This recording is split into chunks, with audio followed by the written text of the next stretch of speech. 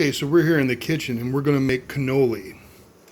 And it looks like we accidentally got a new member of the family today.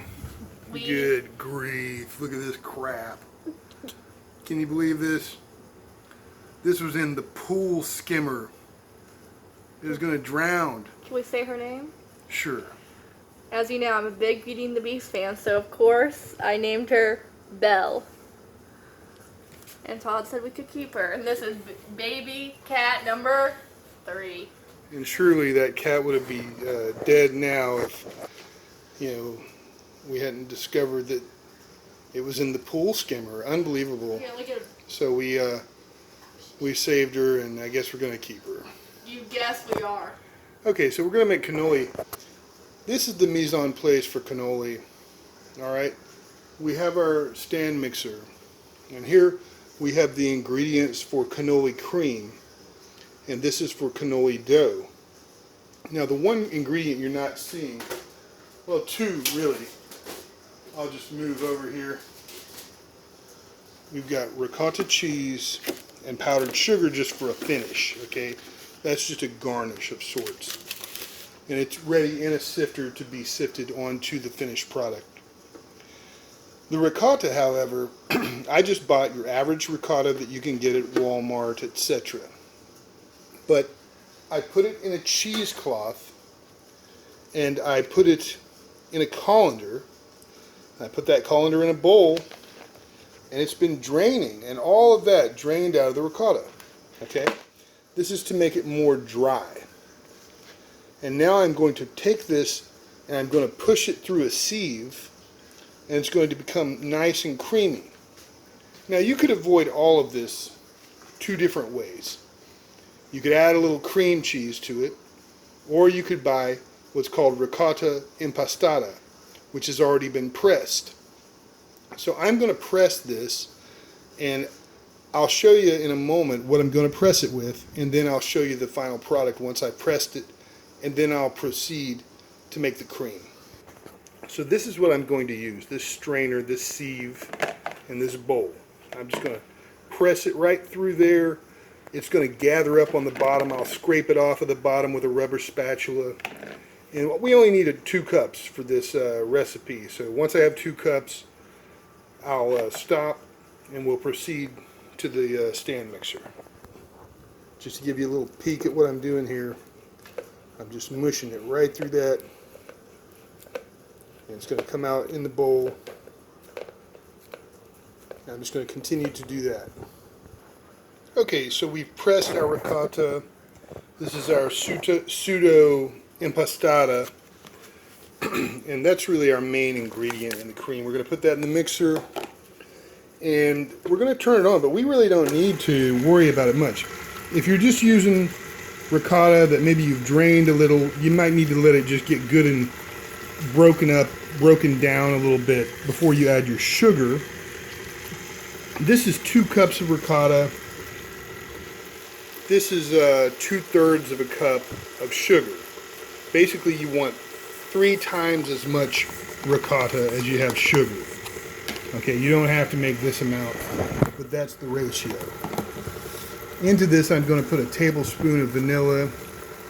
And this is not imitation vanilla extract. This is a type of whiskey with a vanilla bean in it that's sat for a long time. You can make this yourself. I might talk about that in a different video. You want to put a 1/4 teaspoon of cinnamon in here. I'm putting almost more like a half. And ideally, you would use cinnamon oil. And you can get that at a pharmacy. And it's going to be clearer. It's not going to discolor your cream like this. And it's going to be very potent. Just 1 drop will do you. Okay? So now we're going to whip it up. And we're using our paddle attachment on the KitchenAid Classic Plus stand mixer. We're just going to get this creamy. We want the granules to not be grainy, and the sugar granules should not still be grainy. They should mix in there enough to dissolve into it, and it should become kind of soft and like a whipped cream or something.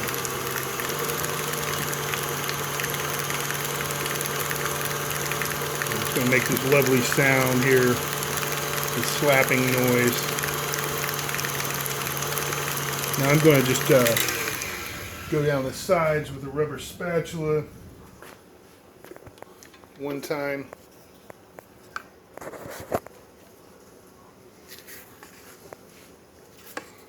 Just push it down a little.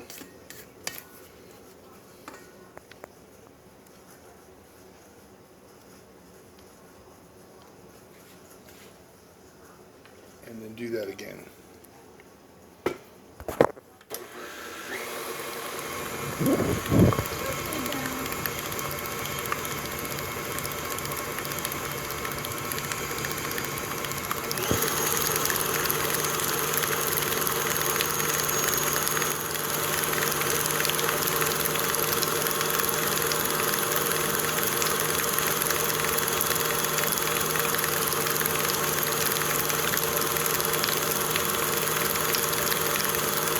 We just wanted to get fluffy.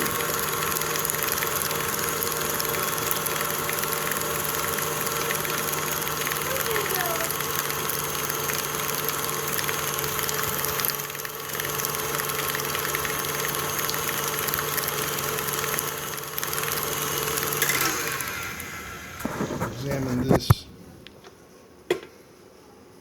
It's not too bad.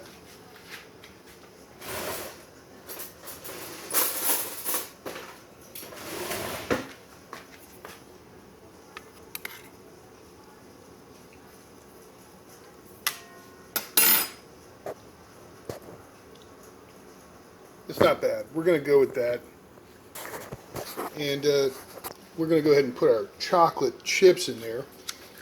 You want to use mini chips. I got regular chips and just kind of chopped them up a little more. Because all I could find was semi-sweet. And I wanted to put milk chocolate chips in this. You can also put citron candy, and you can put, you know, chopped up pistachio in there.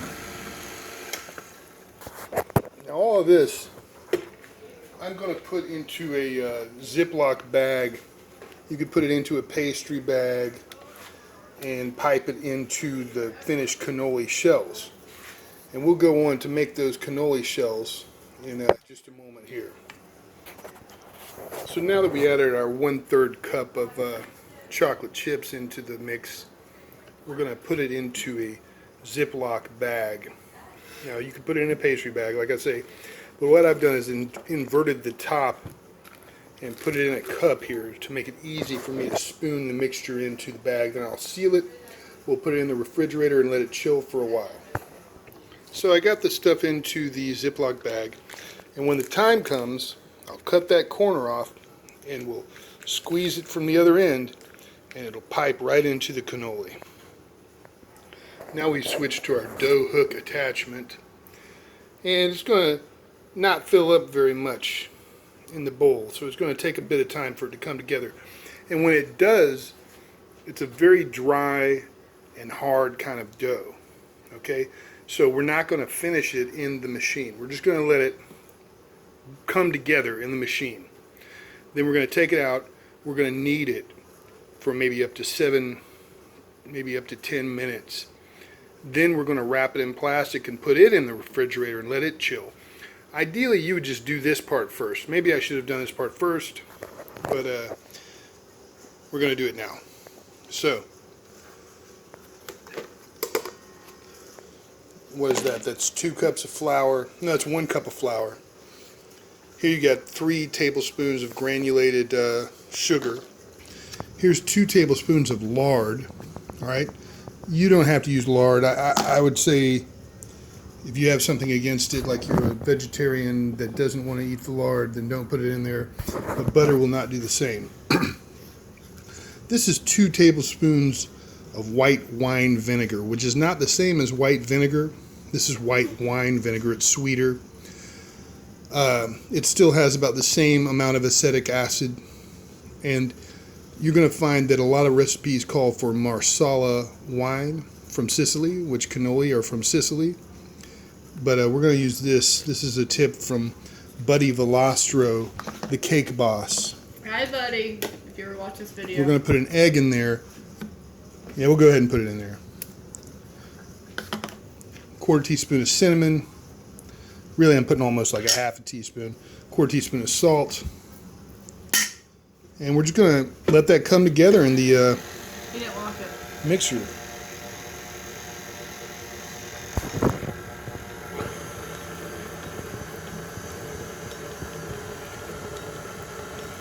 I'm going to knock it down from the sides there.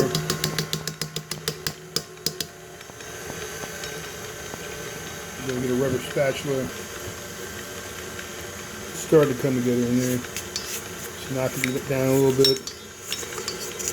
And get your hand in there. Never put your hand in there.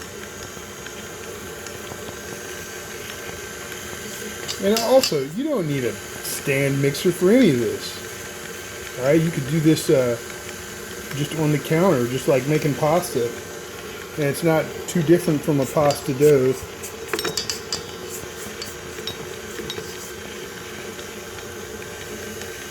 It's starting to come together in there. It can take several minutes.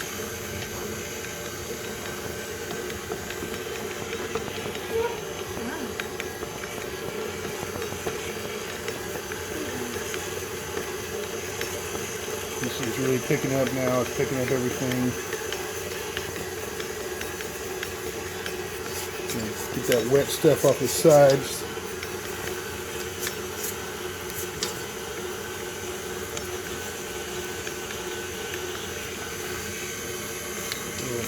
A little wet bit there.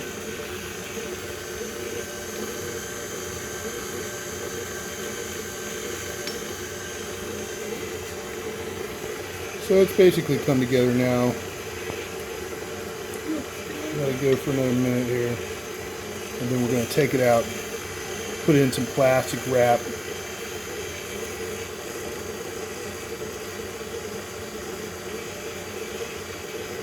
Make sure it's not too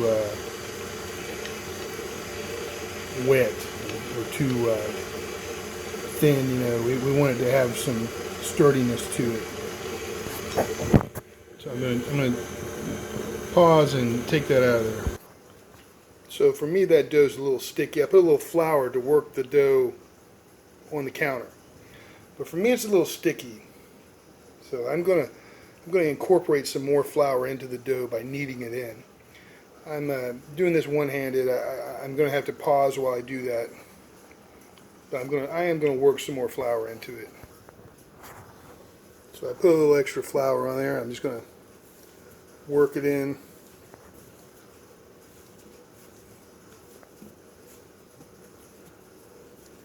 Till it's not so sticky and not picking up flour as much.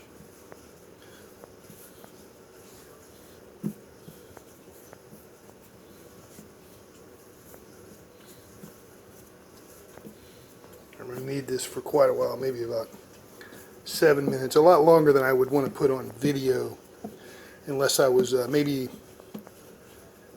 cutting it up into chapters, which I might do that at some point. Make another video where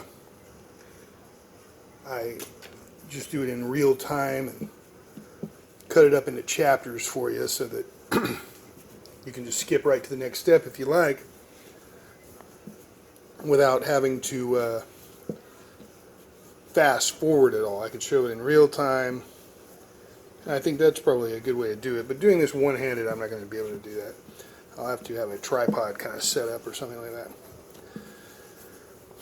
So now I feel like I've got a drier dough, which is what you want. You want a very dry dough.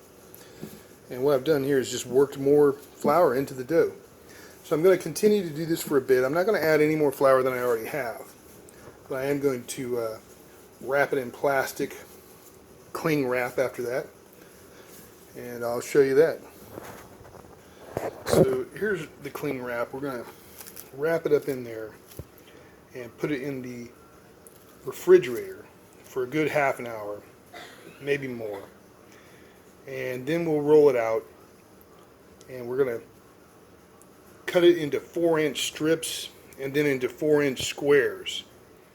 And those are going to be our cannoli wrappers. But for now, we're going to let this rest. So while we wait on that to rest, we're going to have a little piece of homemade baklava. I say little, but these things are giant, really. Piece of homemade baklava while we wait on that. And next time we make this, we'll show you how to make it. We do it by some very simple method, and can make it very easy for you to follow that method.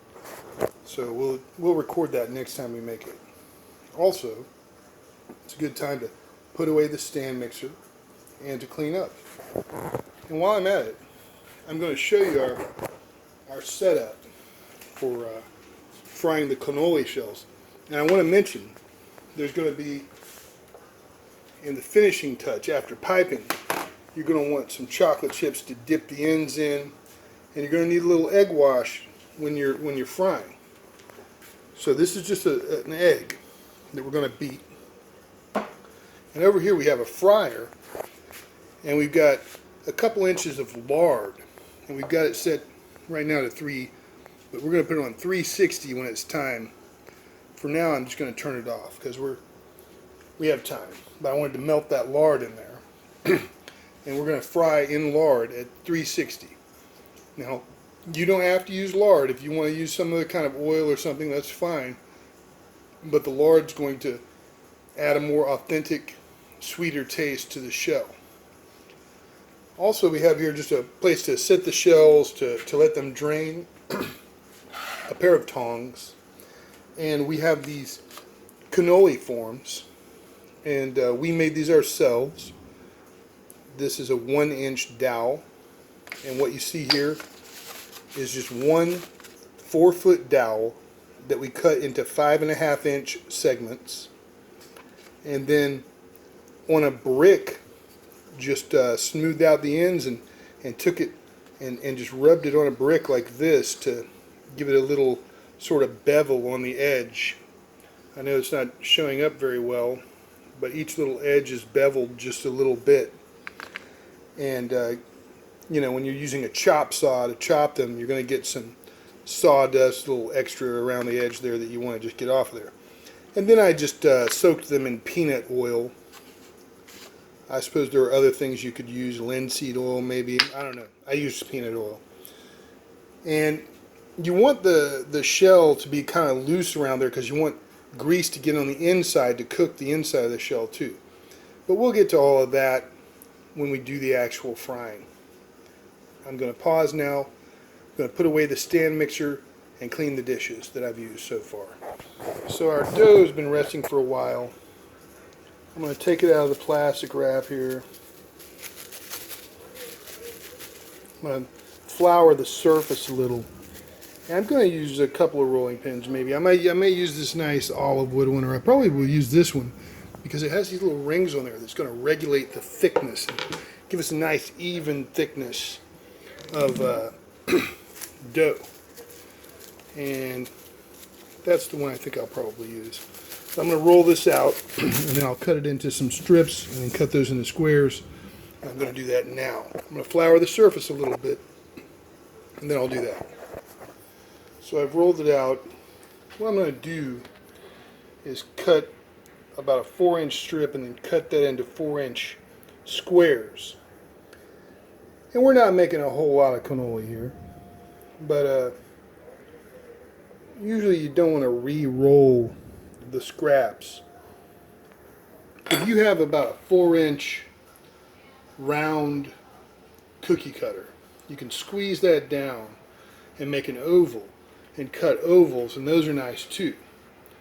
The most traditional cannoli is made with a rhomboid, which is kind of a diamond with rounded edges. So we're gonna cut these squares and then stretch them a little into diamonds. And we'll put them on these cannoli forms. Here I've trimmed up one edge, and one thing you could do is take these scraps and fry them and put a little melted Nutella over them or something like that, or melted chocolate, and make a little dessert of its own. So that's just a tip. So now I cut my second line. What I did was I just measured it out like this. It's my cut finger. Never underestimate the danger of a submerged knife. I did not do that, but somebody did, and I cut my finger on it. I just measured it out like this and marked a little spots along the way and cut that line so that now I have a pretty even cut here. You could use a pizza cutter if you like. I used a knife, and you can also get these things that expand that have little pizza cutters on them that 2 at a time will cut. Or you can use a ruler and you can measure out exactly where you want to cut. But I just eyeballed it. Now I'm going to do the same thing to cut my squares. So now that these are cut, I'm just going to give them a little stretch from the 2 corners and make them kind of a diamond shape. And then I'm going to line them up in a way that I'm going to show you in a moment. So now that I cut my squares and stretched them a bit, I lined them up like this so that I can just egg wash them all in one shot like that. That's another tip from Buddy Valastro, the cake boss. And I'm going to do that, and then I'll roll them onto these forms. So we're just waiting on that lard to reach 360 again. And we've got our bow whoop here. And we're just going to egg wash these all in a row, just like this. Boo! Whoop. There you go. So we're just going to do that, and that's going to help them stick. Don't want to go too crazy on them here. Let me just get that spread out. And this is going to be difficult to do one-handed, okay? But you basically you roll that around and stick it like that, but not too tight, okay? You want to give it a little loosey-goosey, give it a little room there. And ideally, like I say, I would want to use an oval cutter. We didn't have that this evening. So I'm just going to roll these up and put them on this sheet pan, and it looks like our oil is heated up. We're going to fry them in just a moment. Okay, now we're going to drop these into the lard. And just a few at a time. Just do them in batches. Don't overload if you're using some kind of large pot or something. This is all the room I have here in this, so I'm just going to put 3 in there. That'll free up 3 of these forms. And that'll enable me to roll those last 3. And we're going to do this just for about a few minutes. And I'm going to turn them over. Try to get some on the other side here. Get them heated up on the other side. You want to see that dough start to bubble up.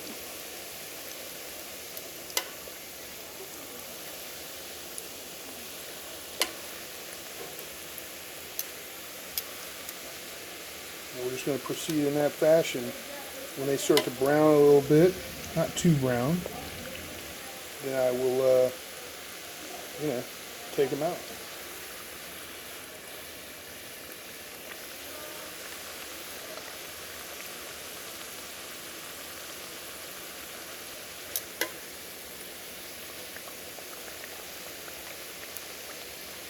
Now this is going to take a few minutes, so I'm just going to pause the video and pick it up when they're looking good. One other thing, I'm going to use this spider here to just keep them under a little bit. Just going to set them on there and heat them up that way. So these things are cooking, and you want to make sure you turn them each way. And if you do it right, then they'll balance just right, and they'll want to stay upright on one side, then upright on the other.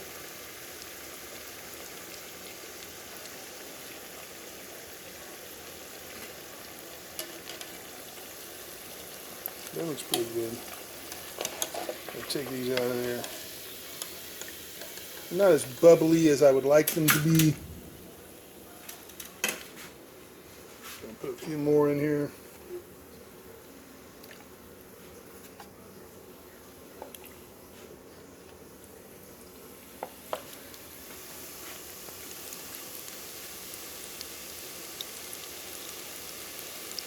And in a minute I'll fill one.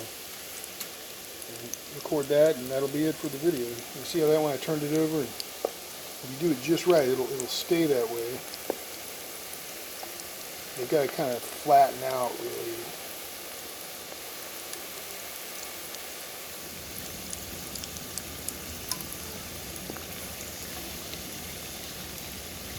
he's kind of a bastard.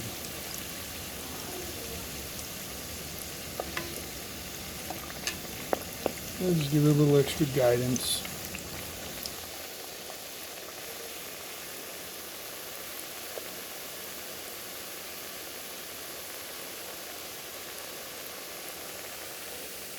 And then you just pull that off of there. It's difficult one-handed, of course, but pull that right off of there.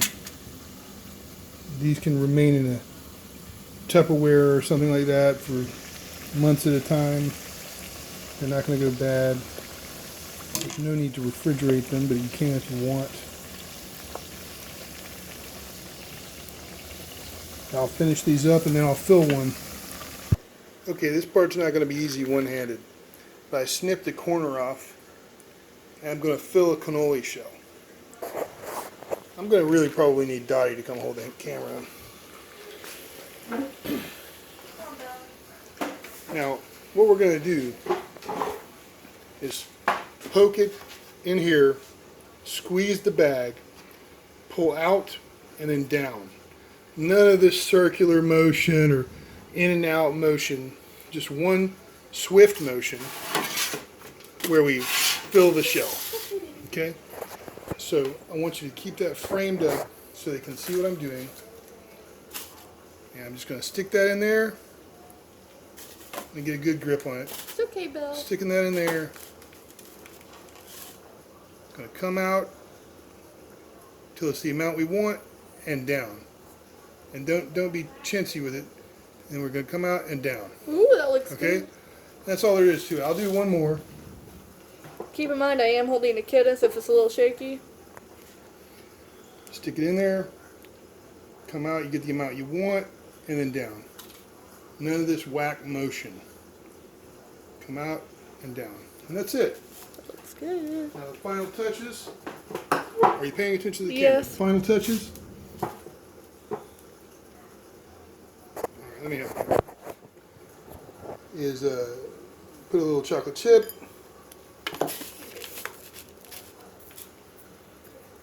Okay, you can dip them. I'm at a very crazy angle. So you dip the ends. And I'm going to grab my sifter over here.